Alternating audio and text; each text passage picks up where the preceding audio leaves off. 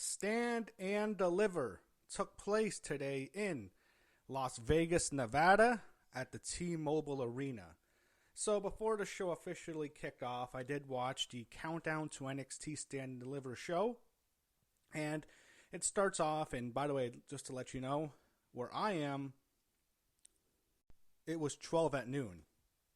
For the people there in Las Vegas, it was 9 o'clock in the morning. So if you really wanted to get in first, it was 9. So you had to wake up early. I don't know who wants to do that in Vegas, but it is morning wrestling. I guess it's something different.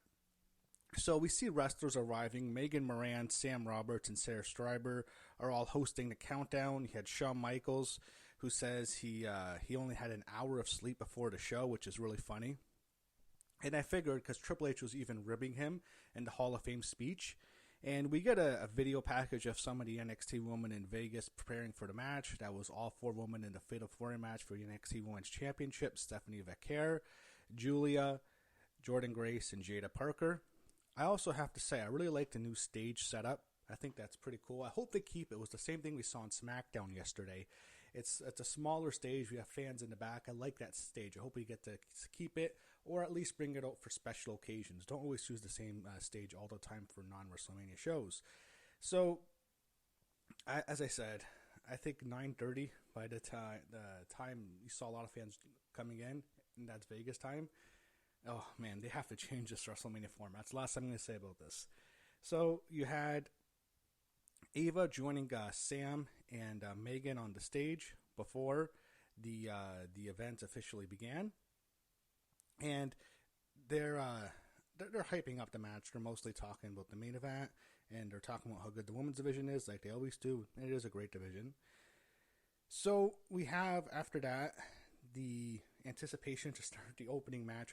I was a little upset because I'm thinking to myself, why? You're killing time. But maybe it was just a situation where there's not enough fans in the arena, so they had to push back the time, and that's why some of the opening match, which was the Fatal 4-Way number 1 contenders match, elimination match, was cut short because it felt like they should have had a lot more time because it's an elimination match. But we start off with the opener. We have Metaphor, Jakara, Jackson, and Lash Legend making their entrance, and they're dressed as Las Vegas showgirls. Then we had Fatal Influence out next. Jazmyn next, accompanied her partners Jacy, Jayne, and Fallon Henley. They did the traditional Fatal Influence entrance. And then you had Gigi, Dolin, and Tatum, Paxley out next. They were accompanied by Shotzi Blackheart, and we haven't seen her in a while. Then we had Roxanne, Perez, and Cora, Jade make their entrance last. And right when I saw it, I thought, great, they have these nice matching outfits. It's black and gold for Vegas. And I'm thinking to myself, maybe they keep these matching outfits and they, eventually become a tag team. I was hoping they would have a run at the tag belts. They'd win this match. Then they'd probably face Liv and Raquel because they're probably really going to beat Bayley and Lyra at WrestleMania. And then they'd face on NXT on Tuesday and they'd beat them and they'd win the belts in the Fontainebleau Casino. And wow, we have new WWE Women's Tag Team Champions, and they're both going to the main roster of champs. Didn't get that, unfortunately. That's what I wanted. Did not get that. So we got the Fatal 4-Way Tag Team Women's Elimination match. They all started in, and they showcased Lash Legend's power early on. They really have plans for her. I'm wondering if we might see her tonight at WrestleMania. You never know. Maybe helping Naomi, along with her partner Jakara, but they're much more into Lash and Jakara. We get a series of dives to the outside. Virtually every woman did a dive. Roxanne started, Cora did one, I think Fallon did one, Jacy, Gigi, Tatum, I'm pretty sure, I think Jakara did one, I think everyone except Lash did a dive. And then we had Lash Legend go, because she had Roxanne Perez up, but then Roxanne, she has her up almost like for a double chokeslam, but then Roxanne counters and hits the Pop Rocks. Awesome counter. Roxanne Perez eliminates Lash Legend. And then, here's what I don't understand. After Roxanne got that, then after they're saying she's frustrated, I'm thinking to myself, why would Roxanne Perez be frustrated? Why? She just eliminated Lash Legend, and all of a sudden, out of nowhere, she just walks out on her partner Cora Jade after she just reunited with her on Tuesday. It was like they just had to get them on the show. They never really wanted to bring them back together. I'm thinking to myself, what was the point of this? And then she just leaves Cora, and then Cora gets rolled up by Gigi and Tatum. They take her out, and then it comes down to Gigi and Tatum against Jacy and Fallon. They have a back and forth. I think it was obvious Gigi and Tatum would win, and they did.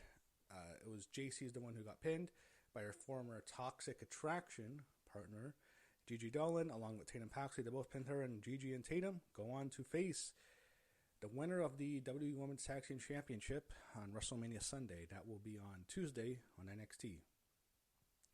So Stand and Deliver officially started. We got a Vegas-themed opening video package, and then it was kind of cool because we got to see the Las Vegas Strip in the morning. We never see it. We saw it on SmackDown in the afternoon. We never get to see it in the morning. We saw Planet Hollywood and the Paris Hotel both look good. It was kind of cool seeing the Eiffel Tower and the Paris structure beside. I don't know what it's called, but I like seeing it in the morning. We always see it at night, it seems. So then we start off with the NXT North American Championship. Ricky Saints defended his title against Ethan Page, and I wasn't expecting this to start the show. I thought this would be placed in the middle. Ricky was out first, got a good pop, followed by Ethan Page, all heel. His name's All Eagle, so he's a good heel. They had a good matchup. Early in the match, Ethan Page hit a running power slam onto Ricky Saints on the apron, which looked nasty. He worked over the back after that for a while, so that told the story. It was Ricky trying to battle back from his back being roughed up by Ethan Page. And then Ethan he's on the outside, and Ricky is, and by the way, they're on the outside, and he's next to the announce table, so Ricky Saints is on the apron. He goes for a springboard splash, not a moonsault, but it's a backwards springboard splash, and he hit the announce table, and it just looked painful as fuck, and it hurt his back. And I thought that was great because that's the second bad thing that happened to his back by Ethan Page, and actually the first one was Ethan Page. This one was his own doing. It was an unnecessary risk. Ricky looks like he's hurt, and then there was another one where I think Ethan did a back suplex into the ropes, which looked pretty good too. So that was the whole story, as him working over Ricky's back. But Ricky was able to fight back, and by the way, after that announce table spot, we got the first holy shit chant of the weekend. Hopefully we get a lot of them, but not at the expense of anyone getting hurt. Ricky made a comeback. Fans chanted Choney fumbled, which was funny because both Ricky Saints and Ethan Page were previously in AEW. And then there was a thank you Choney chant, which was actually pretty funny. I don't think anyone was expecting that, but it was thank you for not using these guys and letting us have them in NXT. They had a good matchup. Eventually, Ricky won with the Rochambeau. Good matchup. He celebrated. Ethan is disappointed. I kind of wish they went a little bit longer. I thought an extra few minutes they could have gone. And have a rant I have to get to. Okay, what the fuck was with all these WrestleMania video packages on NXT Stand Deliver? Why? Who gives a fuck? Everyone who's watching Stand Deliver is going to watch WrestleMania. There's not a single soul in that arena who, maybe not all of them are going to WrestleMania, but they're all going to watch it. Everyone's going to watch it. You're watching NXT, you're watching WrestleMania. It's so ridiculous, and I hated it because it took away from the matches. Each match could have had like an extra few minutes. I felt every match was almost slow, except like the six-man tag. I thought they could have used some more time, and maybe the women's ladder match. But all the other ones could have used more time. But why do these fucking video packages have to get so much time? I don't get it. Who cares? Everyone knows, and I'll say this, the video packages look really good this year. They're using actual music, which is cool, but I don't understand why we have to see so many video packages in between matches. It takes away from the match, and there was even times where it was after the video package, and we'd get a build-up for a WrestleMania match. I'm thinking to myself, this is just wasting so much time. I don't get it. It really upset me. That was something that really pissed me off more on the show than any result. And that even includes Roxanne and Cora, what happened there, which upset me too, but I'm not being negative. I like the show. That part just got me angry. Next, we got the NXT Tag Team Championships on the line. Nathan Frazer and Axiom Fraxium defended their belts against Hank and Tank. Hank Walker and Tank Ledger. I'll be honest, it's hard for me to identify the difference between Hank and Tank sometimes, but I think I tried. I know Hank was the one who took the bad bump. Anyway, my immediate thoughts when this happened, I'm thinking to myself, for number two, I mean, the second match on the show, it's going to be extremely difficult to top this, and that was true. They had Fraxium acting as heels, which I liked, because Hank and Tank are such natural baby faces, and even though they're not as well established as Fraxium, they're not as good workers as Fraxium, even though they have really good matches. The fans still really appreciate Hank and Tank, and they were the faces here. Fraxium was the heels. So the match really kicked off, and Fraxium began to fly. There was a series of dives on the outside. They did dives in the ring, and that's when it really took into a high gear. So there was multiple near falls that were all exciting, and Hank, as I mentioned, he was on the outside. I think Fraxium were both on the outside. Hank and Tank's inside the ring with him. He goes in the ring, and he bounces off the ropes, goes for a suicide dive, and he fucking lands right on the announce booth. I'm not sure if it was supposed to break, because it didn't break, it didn't budge, but because it didn't budge, it looked 100 times worse. It looked so painful, and Hank is selling it like he died. He's selling it like he's dead. He's basically in a casket on the announce booth. It looks such a cool visual. I love that part. One of my favorite parts of the whole night. And then Hank is destroyed. Tank gets 2-on-1. Tank eventually takes Axiom finisher. It looks like that's it. Hank, then we see him rise up from announce booth, come in and break up the pinfall, so Hank and Tank survive. And then Axiom was sent to the outside. Then there's Axiom's out. He's on the out, and then Hank and Tank finished Frazer on the inside after there was a series of incredibly close near falls. But then they hit their finisher on Frazer. 1, 2, 3. I thought Axiom was going to break it up, but that's it. Ended a little bit prematurely. Again, those stupid fucking video packages. But it was still a very good match. Really entertaining. Really enjoyed it. And we have new champions, Hank and Tank. To me, it seemed a little bit too soon to give them the belt, but still a great match regardless. I'm sure Axiom will turn heel, and maybe we'll get a series of matches. And the one thing I noticed about the show, look, there's a lot of matches that are really going to carry NXT into the summer. I can see 2 programs, one with the tag division, one with the women's division, also one with the men's heavyweight division. We'll get to that later. 3 good programs that are going to carry NXT well into the summer are all going to be great. So even though it's WrestleMania weekend, it's kind of in some ways felt more like a setup show, not necessarily the big grand WrestleMania NXT show. But anyway, great match, and happy to see Hank and Tank win. The teams embrace at the end of the match. Again, Hank and Tank, total baby faces. We see Julia and Jordan Grace warming up backstage for their Fatal 4-Way match that they're both participating in. Sarah Schreiber's backstage. She interviews Penn from the CW. He's a Magic guy show who's in Las Vegas. CW, NXT makes sense why he's there. Lexus King insults him. He's holding his Heritage Cup Championship. And then there was this cage, and it's a 4x4 cage, small cage, and he asks him to put his trophy there to show him if he's a magic trick. And by the way, Lexus King was saying how it's all like a show. It was kind of an inside joke about wrestling being that. So people say about wrestling, which was funny. It was making him look ignorant. And then they do the magic trick. The trophy's in the cage, and then suddenly Teller, after they pull down the curtain or whatever, Teller appears, his partner who does the magic shows with him, and the trophy's gone. And I'm thinking to myself, thank goodness, may the Heritage Cup trophy be gone for all eternity. Goodbye, never come back. I never want to see the Heritage Cup trophy ever again. Fuck that trophy. Now, next up was the NXT Women's North American Championship. In a ladder match, you had Thea Hale out first, who got a good pop. Out next is Lola Vice. Then you had Izzi Dame. And then you had Kelani Jordan. And then you had Zaria. And I thought she was making an entrance by herself, but her good friend Soul Ruca came out with her, which I thought that was a little strange. And I thought maybe Soul's winning because they didn't play her music. Anyway, after they used Zaria's entrance, the match began. Started off pretty hot. There were some good counters in the ring. Kelani Jordan's very athletic, as is Soul Ruca. They're so much more athletic than everyone else. And no one else really did bad. Zaria took some bumps. She took some slams onto the ladder to start. They used the ladder as a weapon. Zaria used the ladder over her head. Kelani did a springboard moonsault onto a ladder, and I think she also did a springboard moonsault onto the outside, which was cool. And there was multiple slams into the ladder. Lola Vice had a big showcase. She's everyone's trying to stop her from climbing ropes, and she keeps kicking everyone's ass. She keeps hitting her hip attack, and I am so disappointed. I don't mean to sound like a gooner here. I know it's embarrassing to say this, but I think we all expected Lola Vice is going to climb to the top before she grabs the belt, and she's going to start shaking her ass. I think the whole crowd would love it. I think everyone wanted to see that so bad.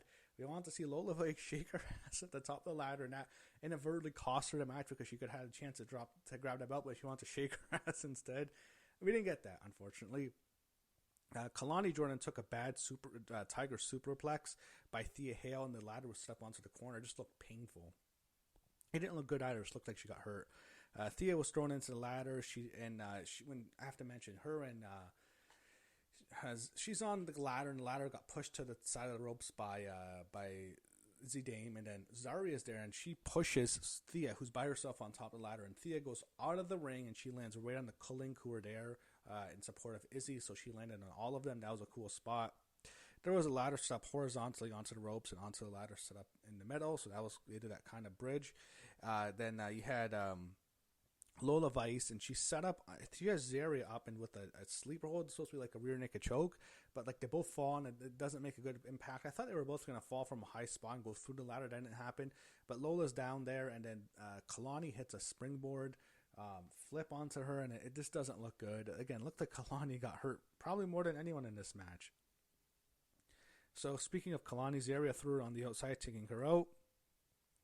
Comes down to Zaria and Ruca, and Thea Hale, by the way, is taken out from that splash. Izzi Dame, we see her a little bit later, but right now it comes down to Zaria and Ruca on the top. They fight, they headbutt, they hit each other. Eventually, Zaria does this thing where she like skins the cat with the ladder and takes down. Ruca skins the cat with the ladder and takes out Zaria, which was a cool spot. Zaria's down, Soul set up, and then Izzi Dame grabs her leg. Soul does this awesome soul snatcher onto Izzi Dame, and she just soul snatches everyone. Kelani, Thea Hale, I already mentioned Izzi, and then Zaria was already taken out, and then Lola as well. She destroys everyone. She goes to the ladder, grabs the NXT Women's North American Championship, and she is your new champion. Ruca wins. She's now a double champion, and she's already the speed champion. Cool moment. Soul's great. I really like her. I thought the ladder match with the woman for this match, I think was at the Battleground show, I'm trying to remember. I thought that was probably a bit better, but this was still, it was okay. It was a safe ladder match. It wasn't bad. I think maybe some people might think they didn't want to have another ladder match or something because they already have one on NXT. That's why we didn't get the TLC match. I'm not sure about that, but this was a fine match. It was entertaining, safe, but it was good. Soul was definitely the star at the end.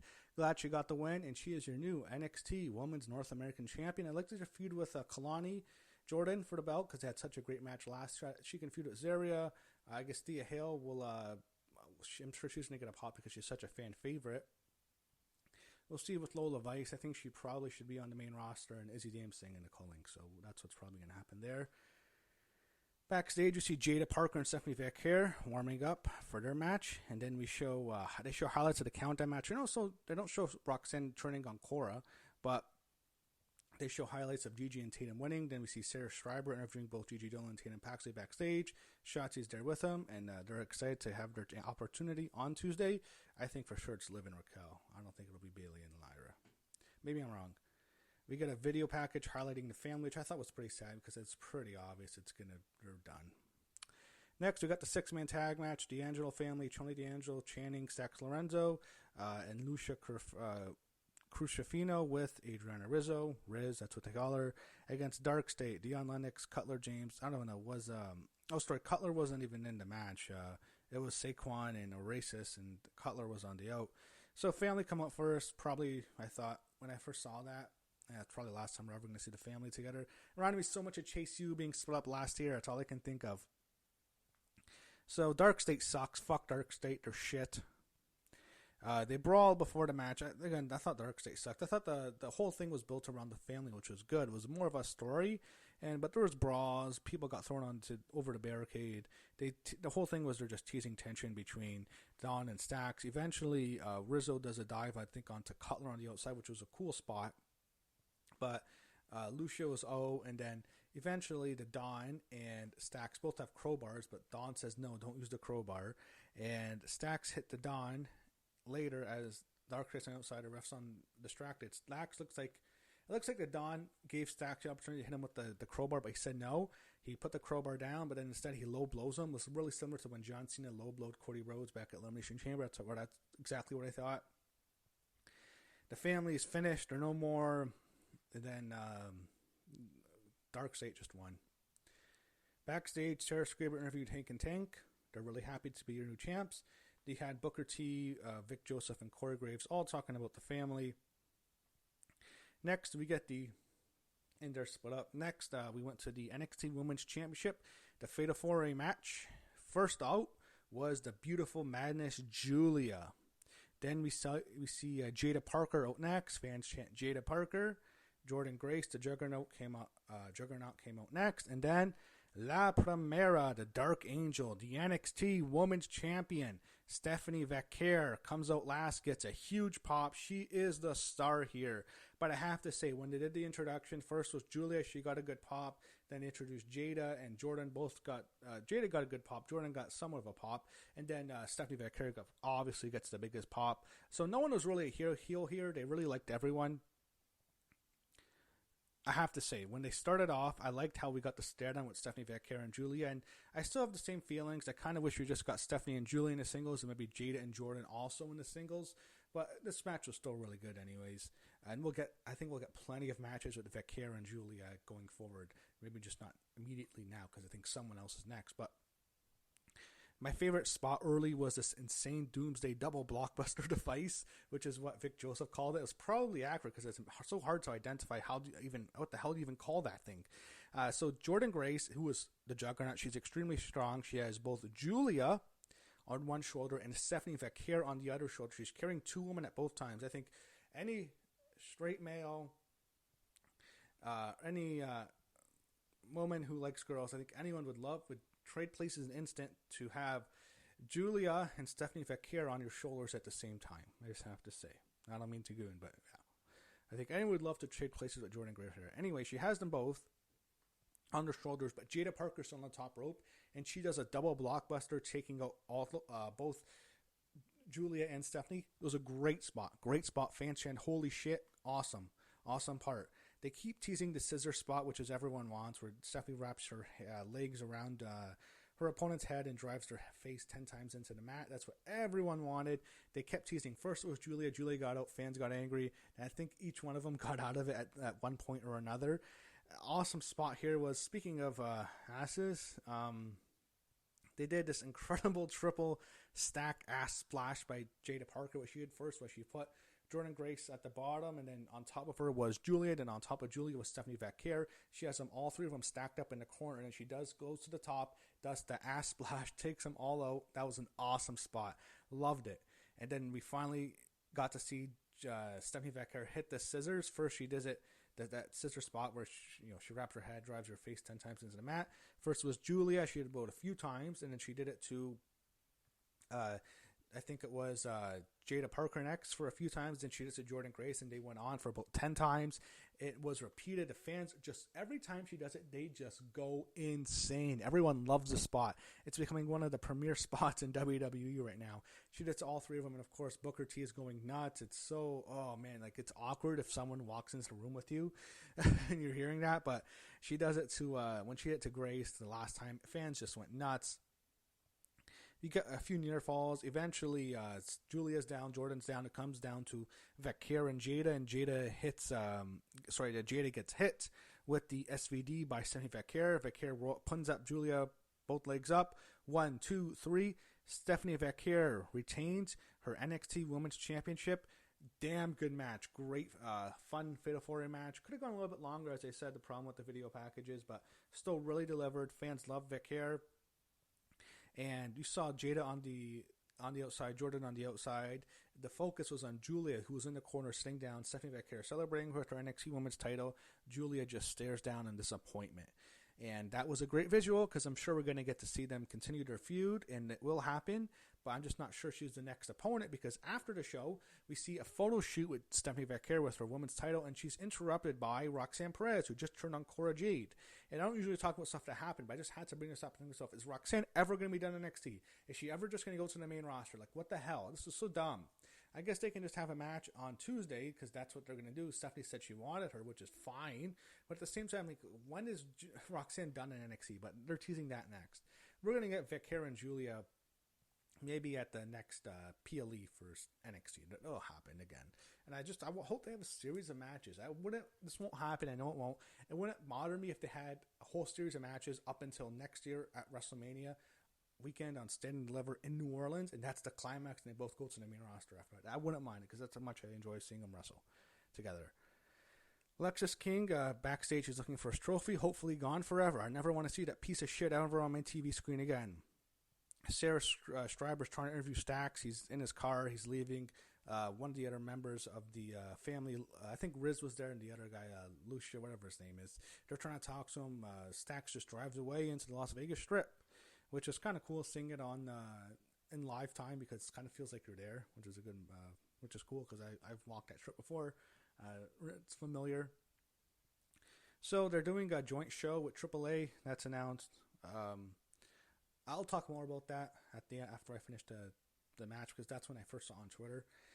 NXT Championship main events. Obafemi against Javon Evans against Trick Williams. Trick is out first. He doesn't have the same energy he had last year in Philly when he was facing Carmelo Hayes. Javon Evans is out next. He's the babyface here. Then Obafemi comes out last. He's the heel.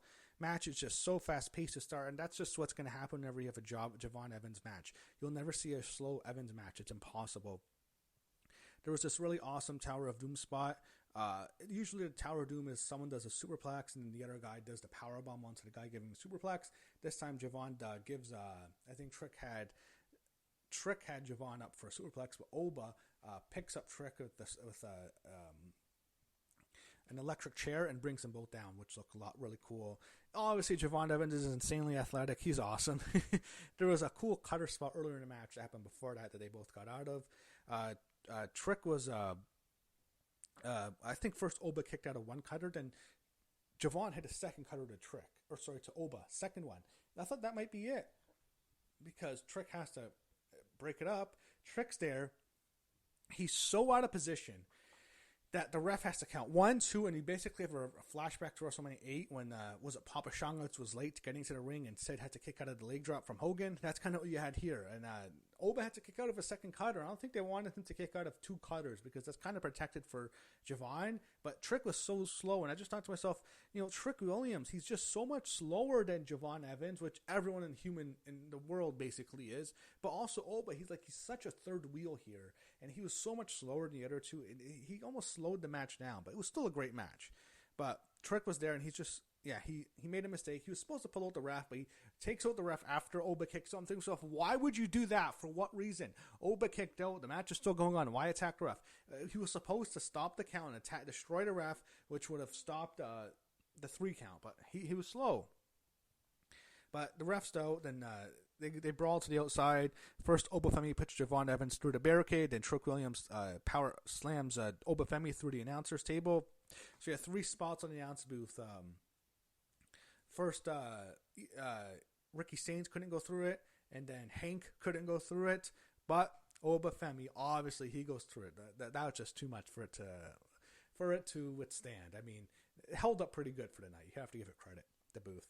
Anyway, Oba, he stopped a fall after Trick hit the trick shot onto Javon. Eventually, Obafemi gets the win. He powerbombs them both, and then I think he powerbombed Javon onto Trick, and then I think he hit Javon with another powerbomb.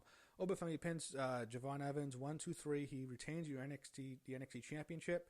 I thought, oh great, we're gonna have an awesome feud with Javon Evans and Obafemi, who's champion. It's going to be like a David versus Goliath. They're just going to have a series of matches, because when they were in the ring together, it was great. I thought, holy shit, imagine an NXT card this summer, whether it's Battleground or the show after that, and that's closer to SummerSlam, where you get your NXT Championship main event, Obafemi defending against Javon Evans. Then you get Stephanie Vecchia defending NXT Women's Championship against Julia. And then you get a rematch of those tag team titles with Axiom, maybe as heels against Hank and Tank. Imagine a card like that. That would just be insane. NXT right now, they're cooking. Maybe also a match I wouldn't mind seeing in Kelani, Jordan, and Ruca. Yeah, NXT, they're going to have a good summer right now. They're going to have a good year. They've already had a really good year. I think they've had the best show so far. But that's how the show ended. Obafemi retains. Definitely delivered. Stand and delivers as it always does. And it was a very good show. So there was an announcement that they're doing a partnership with AAA. I think that's fine. AAA is not that hot right now. I think CMLL is the one that's hot. That I don't follow Mexican wrestling too much, but I know CMLL has more buzz around it than AAA. But they're doing a partnership. They call it the Worlds Collide. That used to be when NXT faced NXT UK, but that will happen. And then in addition, they already had a partnership with TNA. And then I also have to say, this is the last time we're ever going to see that awesome WrestleMania sign. And obviously today is WrestleMania Saturday, and they saw the WrestleMania sign hung up from SmackDown, But I just love the colors of it. I love the neon gold, and I love the cards where it's the neon red and the neon blue. It just looks so great together. It's such a beautiful sign. I never really thought of it first because it was a little bit more darker, but they colored it in more with neon colors and just looks so visually stunning. I thought, man, I'm going to miss seeing that sign. I don't think the one in New Orleans next year is as good, but that's the last time we'll see the WrestleMania sign, because today is WrestleMania Saturday. Hopefully we get a great show. Enjoy WrestleMania, and NXT Stand Deliver really delivered, and hopefully we get a great WrestleMania. WrestleMania 41, as of this recording, is about to start in a few hours, or actually much less than that. Less than 2 hours actually. So, hey, welcome to WrestleMania.